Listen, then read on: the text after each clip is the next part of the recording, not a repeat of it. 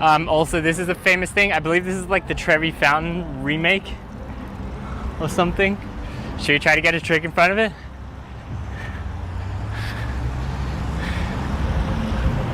Looks pretty sick, low-key. Narrow kickflip? Should we?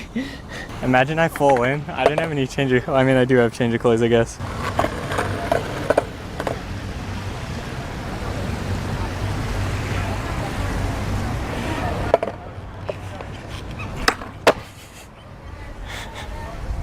Ready, guys?